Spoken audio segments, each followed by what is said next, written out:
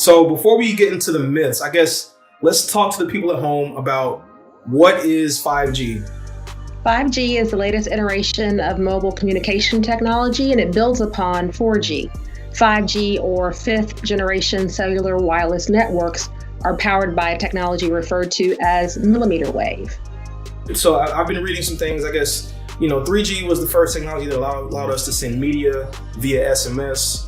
4G kind of got us to a place where we could stream content and watch YouTube and games on our phones. What will we be able to do from a user standpoint with 5G that we can't do now? So the promise of 5G is pretty big.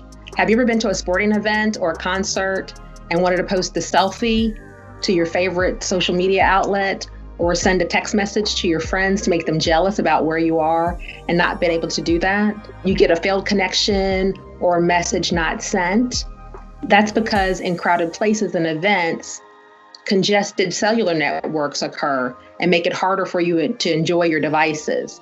So 5G networks promise faster speeds, higher bandwidth, and lower latency in communications between devices and servers over 4G networks. Devices on these networks will be able to give everyone a chance to post that selfie. And so thank you for that background. That's important, level setting, just to make sure that everyone understands what really is going on out here. And so that brings me to my next point, some of these myths that we've been hearing. I know you live in Nashville, and so you were as close as any IBMer to the unfortunate attack that happened downtown at the AT&T building.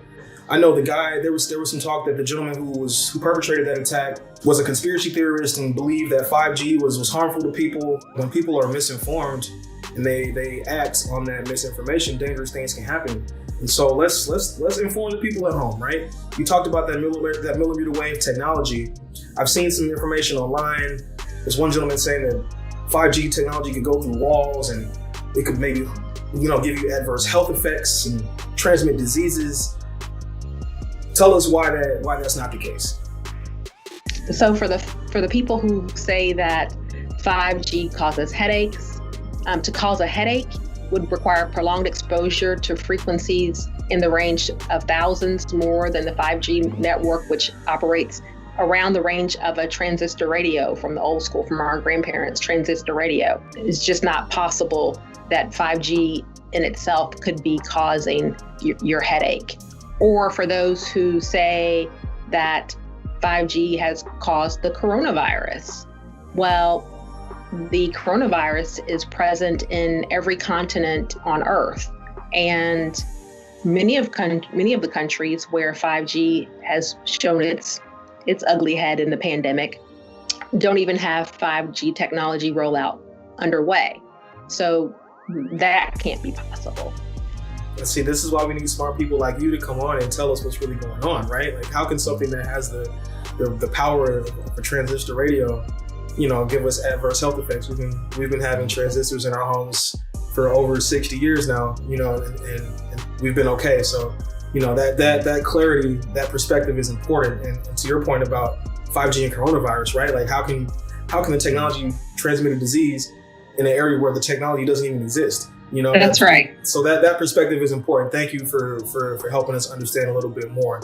And so, is there anything else you want to share with the folks at home before we wrap? Be safe out there, everyone, and embrace technology.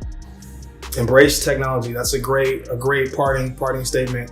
And that's why we're doing this. We want to make people more informed, a little bit smarter, and let them know how technology is working in real ways to make impactful differences in people's lives. So thank you for being on the right side of that fight, and looking forward to seeing more great things from you and the rest of IBM in the coming months. Thank you, Brian.